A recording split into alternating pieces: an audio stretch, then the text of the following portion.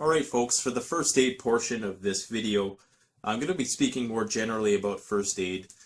Lots of this stuff is not going to be stuff you're going to need on a bug out or a I'm never coming home situation.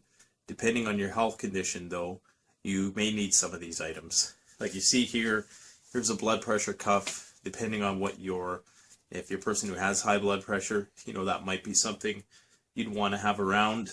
Also, a fetal Doppler for anybody who in your party who might be pregnant, because that is a reality, especially if you're with a younger crowd. So those two things I'm just going to quickly mention those, and it might be something that you might need at some point. So like I say, this isn't stuff you're going to be taking with you necessarily, but it's to give you some offbeat ideas. I'm by no means a medical health professional. Well, I am a mental health professional, but I'm not a medical health professional. So, what I'm going to give you is just a bunch of different ideas, things you may not have seen before. Things I don't have here are topical anesthetics, like benzocaine, which is a good topical anesthetic. It's very hard to get pain-killing medication without a prescription. So, without a prescription and without your access to opiates, unless somebody who knows somebody type thing, it's going to be very hard for you to get local or global anesthetics. I think it's global anesthetics. I think so. Anyways, so this is my home first aid kit here, components of that. I'm going to go over that in more depth. The Prepared Mind 101 did a video on first aid kits, and I sort of copied his approach, and I'm going to sort of keep fine-tuning it as I go along, and once I feel comfortable enough with it, I'm going to do a video about how I put it together. So I'm going to quickly go over some of the stuff that you may have missed in your first aid kit. Sutures. So very hard to find in Canada. You can find them, but they are typically quite expensive. They're going to be overpriced depending on who you know. If you work in healthcare, if you know somebody who does work in a hospital or something like that, it might be easier for you to get something like that.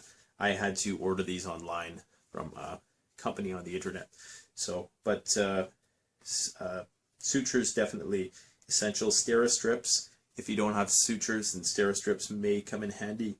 Some caution tape just in case there was a hazard in the environment or something like that you wanted to block off. That could be useful. A mirror could be very essential for parts of your body that you can't see. Israeli bandage, never had to use it. Hopefully I never do, because if I ever do, chances are that's going to be a pretty bad situation.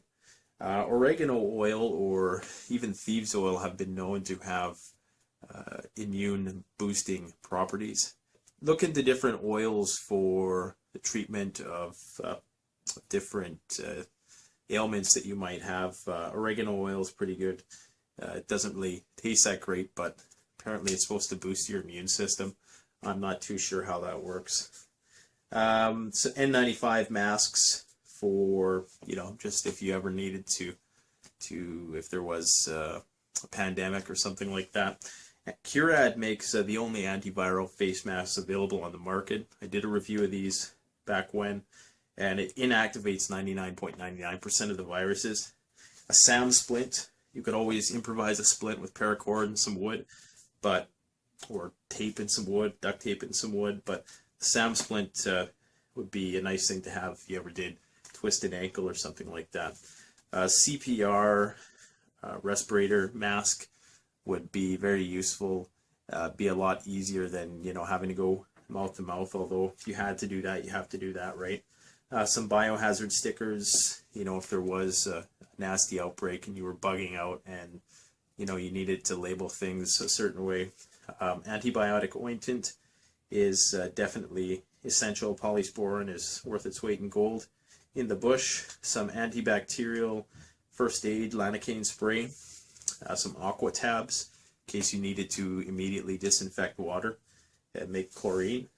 So some quick clot, small version, large version, an EpiPen, of course, the instructions on how to use that. I think you need a prescription to get that, from what I know.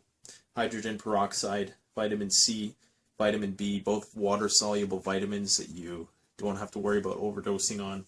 Vitamin C in the northern woodlands, probably not very essential, seeing as I believe it is spruce that has the high volume of vitamin C within it.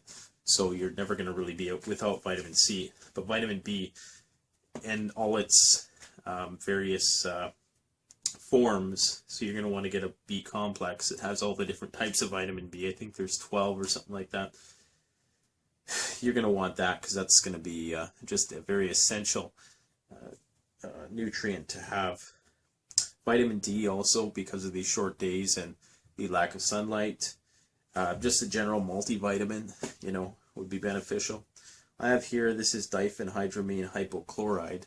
That's a fancy word for a sleeping pill. So that'll pretty much put you to sleep. So if there's somebody in your party who's injured or, you know, is in a lot of pain, that stuff might help. It's basically the stuff that's in the Nital over-the-counter sleep medication. It's also present in gravel. They use it as an anti-nauseant. I can't remember what the exact terminology for that is, but it's on the tip of my tongue anyways. Caffeine pills will come in handy. Creatine, I know some of you are thinking, why the hell would you want to start a creatine cycle when you're bugging out? Well, you know, so long as you had an ample water source and you had significant amounts of sugar, creatine will give your muscles more endurance. So it will, there is a loading phase. So if you haven't been on it before, you're going to have to do what's called a loading phase, where you take an excessive amount of it for a short period of time to let it build up in your system. And what that's going to allow you to do is do more work for longer, essentially. It's naturally occurring. It's in meats, but in its concentrated form like this, you're getting a lot more of it. Some SPF 15 lip balm for those chappy days.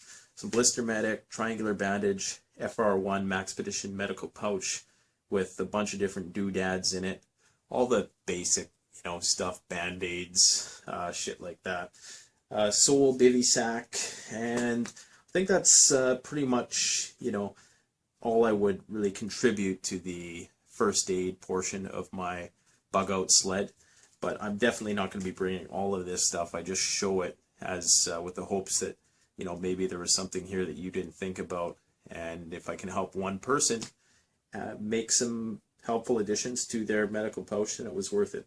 So thanks for watching this part of the video.